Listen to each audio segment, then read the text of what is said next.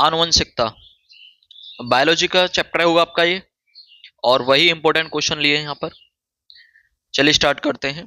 प्रश्न 1, आनुवंशिकता के प्रयोग के लिए मेंडल ने कौन से पौधे का उपयोग किया? बहुत ही ज्यादा इंपॉर्टेंट क्वेश्चन है और बहुत ही आसान। मेंडल ने अपना प्रयोग किन पौधों पर किया? किस पौधे पर किया?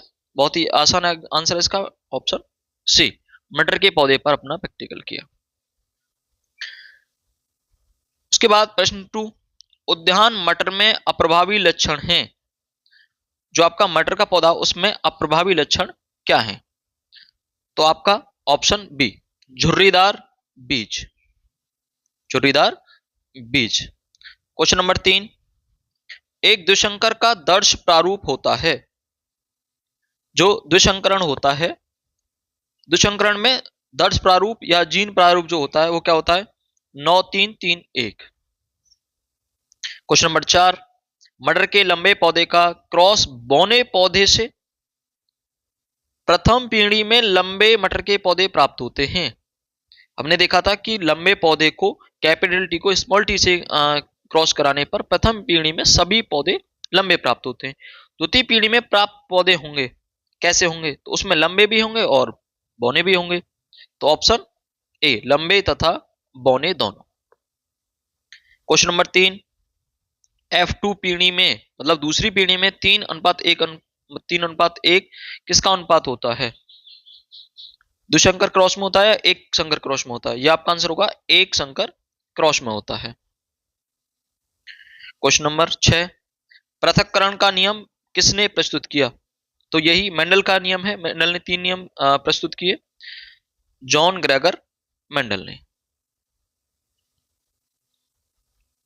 नेक्स्ट क्वेश्चन, क्वेश्चन नंबर 7, गुणसूत्र किस पदार्थ के बने होते हैं? तो गुणसूत्र आपके डीएनए और प्रोटीन दोनों के बने होते हैं। क्वेश्चन नंबर नेक्स्ट, मानव में गुणसूत्रों की संख्या होती है। तो मानव में गुणसूत्रों की संख्या 46 होती है। कितनी? 46। या वो क्वेश्चन आ सकता है 23 जोड़े होते हैं। मनुष्य के शुक्राणु में ऑटोसोम की संख्या कितनी होती है? तो मनुष्य के शुक्राणु में ऑटोसोम की संख्या 44 होती है। चलिए आगे। क्वेश्चन नंबर 10, पुरुष में लिंग गुणसूत्र होता है। पुरुष में कौन सा लिंग गुणसूत्र होता है? पुरुष में X और Y लिंग गुणसूत्र होता है और महिला में XX होता है। निम्नलिखित को कौन सा जीन प्रारूप शुद्ध गोल बीजों के प्रकट करता है? शुद्ध गोल को प्रकट करता है। तो कैपिटल RR। जाइगोट के गुणसूत्रों की संख्या क्या होती है?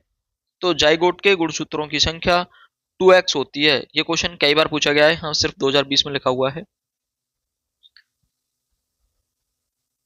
क्वेश्चन नंबर 13, मेंडल के अनुसार मटर के पौधे का जीन प्रारूप क्या होता है? मटर के बौने पौधे का, ये खास बात है बौने पौधे का। तो मटर के बौने पौधे को हम जब उसका क्रॉस कराते हैं तो स्मॉल टी लेते हैं, और जब लंबे पौधे का कराते हैं तो कैपिटल टी लेते हैं। मटर के शुद्ध लंबे पौधे का जीन क्या होगा? अभी हमने बात की, क्या होगा? कैपिटल टी होगा। क्वेश्चन नंबर 15, आनुवंशिक विज्ञान के जनक कौन हैं? तो आनुवंशिक विज्ञान के जनक आपके मेंडल हैं। देखो जो भी क्वेश्चन का आपको जवाब ना मिले, ना पता हो, तो उसका मेंडल कर दो। अगला क्वेश्चन, क्वेश्चन नंबर 16, मेंडल के अनुसार मटर के पौधे में निम्नलिखित में से कौन सा जीनोटाइप लंबे तने झुर्रीदार बीजों के लक्षण को व्यक्त करता है? जब हम ये सब चीजें तो आप सोच रहे हो कहां से मिलती हैं, जब आप क्लास करते हैं तो क्लास में इन चीजों को पढ़ाया जाता है कि जब क्रॉस कराते हैं तो क्या क्या चीजें होती हैं। तो आपका ऑप्शन हो जाएगा सी, कैपिटल टी और कैपिटल आर, क्योंकि यहाँ लंबे कैपिटल टी से होगा और झुर्रीदार स्मॉल से, गोल होते तो कैपिटल आर से होते। मेंडल प्रसिद्ध हैं आनुवंशिकता के क्षेत्र में, डीएनए की खोज के क्षेत्र में, तो इसमें सबसे पहला ही आपका सही होगा। आनुवंशिकता के क्षेत्र में डीएनए, आनुवंशिकता के क्षेत्र में मेंडल प्रसिद्ध हैं। क्वेश्चन नंबर 18, मेंडल के लंबे पौधे यानी कैपिटल टी और बौने पौधे स्मॉल टी के मध्य क्रॉस कराने पर प्रथम संतति में पीढ़ी में कैसे सभी लंबे पौधे हमें प्राप्त होते हैं। तो ऑप्शन ए आपका सही हो जाएगा। इसके बाद मेंडल ने प्रारंभिक शिक्षा कहां से प्राप्त की थी? तो मेंडल की प्रारंभिक शिक्षा गिरजाघर में शुरू हुई थी या वहीं पे कंप्लीट हुई थी। मानव में लिंग गुणसूत्रों की संख्या होती है। मानव में लिंग गुणसूत्रों की संख्या, देखो यहाँ क्वेश्चन को थोड़ा ध्यान से पढ़ो, आप तेज मत कर देना। जो लिंग को बताने वाले होते हैं वो क्या होते हैं? एक्स वाई होते हैं। तो कितनी होगी? 2 होगी। क्वेश्चन नंबर नेक्स्ट, मेंडल ने अपने प्रयोग में मटर के पौधे के किन लक्षणों का अध्ययन किया? तो आप ये देखो उसमें किस किस का उसने प्रैक्टिकल किया था। तो गोल झुर्रीदार बीजों का भी किया था, गोल झुर्रीदार लंबे और बौने पौधों का भी किया था, 2 हो गए। सफेद और बैंगनी फूलों का किया था। तो ऑप्शन डी आपका सही हो जाएगा। ये सभी गोल झुर्रीदार बीजों का भी किया, लंबे बौने पौधों का भी किया, सफेद और बैंगनी फूलों का भी किया। ठीक है, तो आनुवंशिक के क्वेश्चन कंप्लीट होते हैं। इसके बाद अगले चैप्टर के लेंगे और एक वीडियो में ऐसी बनाऊंगा जिसमें मैं पूरे बायोलॉजी के ऑब्जेक्टिव क्वेश्चन को एक ही वीडियो में रखूंगा, केमिस्ट्री को एक में और फिजिक्स वालों को एक में, जिससे आपको रिवीजन करने में बिल्कुल भी दिक्कत ना हो।